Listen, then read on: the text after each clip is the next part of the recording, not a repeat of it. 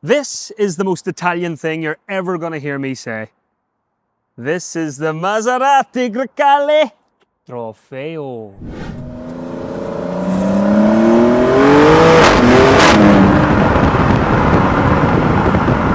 And it's brilliant. It's Maserati's answer to the sensible family SUV. Come on around the front, we'll take a look at it first of all. I mean, this is what you're paying for. That beautiful big trident badge that hits you right up the face. This big, aggressive, toothy grille on the front of it. And then the trident you'll find is absolutely everywhere in this car. I mean, look, come here, look. The headlights, Maserati. I've got the key. Look at the key, by the way, that I have in my pocket. It's leather. Oh, it's lovely. And if I hit this button, you'll see the little trident of lights lighting up. 1, 2, 3. Come around here. You've got your Trofeo badging. The Italians are so good at making things sexy. 3 vents either side as well. Look at the wheels on this. I mean, 21s, yellow calibers, just stunning. You've got the trident effect even on the alloys too. 1, 2, 3 out of each spoke. You come around to the side of this car, stunning. The thing I love about the handles, by the way, you stick your hand up, there's a little pressure pad in there, and just pull it towards you. It's so nice. Come on around and see the back. Oh, more tridents, more badging here. Stunning. And I mean, look at this. Carbon fiber across the bottom. That big, bold Maserati logo across the back. Look at get that in. Oh. I mean, it's simply beautiful. Would you like to see the inside? Come on. It's just luxury, isn't it? Stunning. Everywhere you look, just stunning. Leather, yellow stitching, carbon fiber. Oh, it's just amazing. Let's start with the center console here. We'll start with this infotainment system. I mean, it's great. It has everything you need. Wireless CarPlay, Android Auto. But I want to pay homage to a little piece of Maserati tradition that appears in all Maseratis, and it's the clock. It's digital. It just goes to show even classic things can make it into the 21st century. The infotainment system, fairly handy. You've got your climate control down here. You've got all your infotainment stuff up here, like your radios and your vehicle details and all that, like your turbo, your torque, your oil pressure, if you want to drive it in sport mode. It's fun, gotta be honest. The climate control, really easy to work as well. You can adjust the fan speed by sliding your finger along, which is really good, especially when you're driving, so you don't need to take your eyes off the road. I mean, it's just a matter of doing that, really, isn't it? And then the temperature, look, it's the fan speed. The temperature is controlled like that too, so it's all this big slidey touch bar, which just makes everything a little bit easier.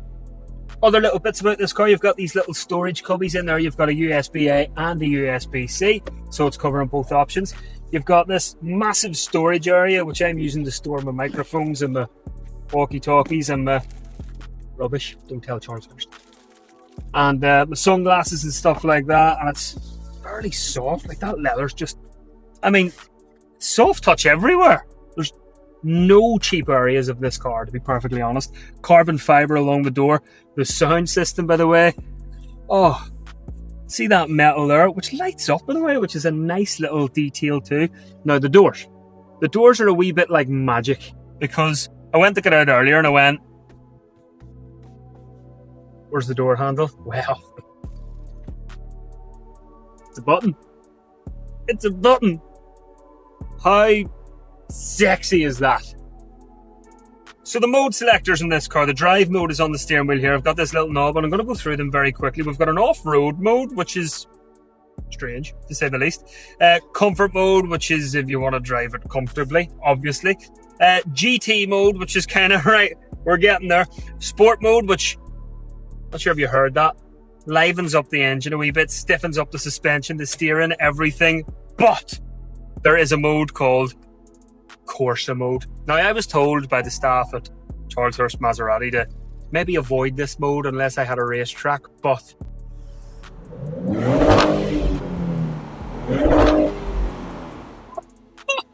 just give me a wee minute.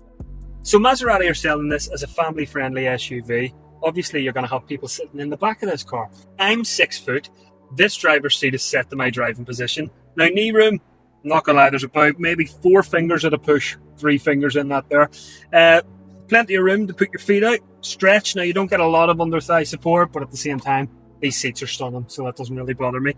You get a very nice, lovely leather armrest, cup holders here.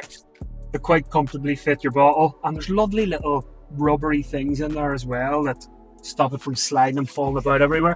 Headroom, pretty decent-ish, because you've got this panoramic roof up here. I don't know if you can come in and see that, but you've got this panoramic roof. Now, it does come all the way back if you want to do that, but I couldn't be up to get into the driver's thing and spin it all around. But yeah, headroom, fairly decent.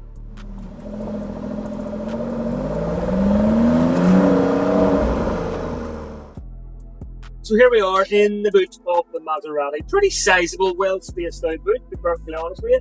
Your seats, you've got a 40-20-40 split, and they actually do go down almost completely flat. There's no load lift in the middle, which can be annoying when you're putting in heavier items, sliding them up to the back.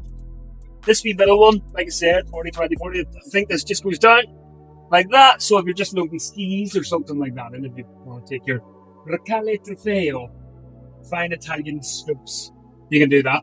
You've got this lovely little cover in the boot too, just if you want to put that over.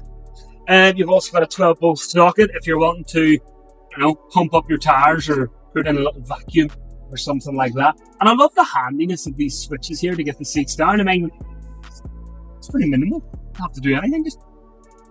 So, what is the Maserati Grecale Trofeo like to drive?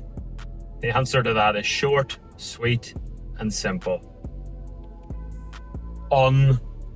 Unbelievable. I mean, right now I'm in GT mode, and when you hear the roar, that little fart you get when you just gear shift here on the paddles. Oh god, it's stunning, really is. So at the minute I'm driving it in comfort mode, which just sort of does what it says in the tin, really. Comfortable driving. Trying to keep it as economical as possible if I'm using this as a family car. I was using this as a family car over the weekend. I took my daughter and my wife to Emerald Park, just outside Meath, and we got everything in. I mean, we got our bags, we got pram, we got the car seat in the back, that clipped in with the Isofix anchor points in the back, no problem at all. And I'm just nicely punting along the road here. Now, I mean, even in comfort mode, this isn't the most economical decision if you are buying yourself a family SUV. However, the badge, the looks, the pizzazz, the style, I mean, this car turns heads. Even if you do have a pram in the boot or a baby seat in the back, it still turns heads. I mean, I've been driving this around all weekend and people have been double taking, looking at it, going, whoa. This car's closest rivals would be the likes of the BMW X3, X5, the Porsche Macan as well. But to be perfectly honest, yes, they're premium brands, but you see those everywhere. It's not every day you see a Maserati Grecale Trofeo tear past you with its big roaring tiger V6 3-litre twin turbo petrol engine. And that's fun to say. 530 brake horsepower. But the size of this thing too, I have to tell you, it shifts. So, like I said, I'm in comfort mode at the minute. If I just flick it into GT mode, bit more response there, bit more give in the throttle, bit noisier, and I could definitely tell the steering actually feels a bit looser rather than stiff, but it handles really well in the corners. Coming around here, just sticks and glues to the road, does exactly what I tell it to do, the response of the steering wheel. However, it's when you flick this car into sport mode is when you really need to go to the bathroom. I mean, the minute I flick it into sport mode, I nearly felt the car nudge me a wee bit, like, oh, are you ready for this? Are you sure this is what you want? This is what you want? And it's when you plant your foot and you hear the roar of that mighty V6 engine. That's when you want to say to the fellas in the Maserati showroom, take my money. That is when you want to say that. Just gonna drop down here using the flappy paddle and we're gonna take off. You ready? Here we go. Holy mother of actual God.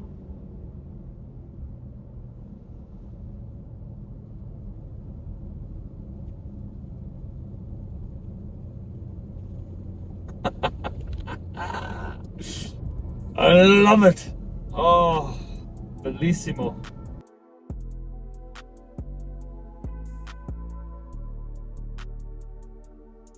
So, if you like the Grecale, let's talk price. The entry-level model you can actually get for in and around 59 grand, which is actually okay when you think of the badge you're getting, by the way, as well. I bought a brand new EV last week and it cost me 49 grand. So for a bit more, could have had a Maserati. Now this edition, the Trofeo, is gonna set you back in and around 100 grand, which may sound ridiculous, but hear me out. So's life without Maserati.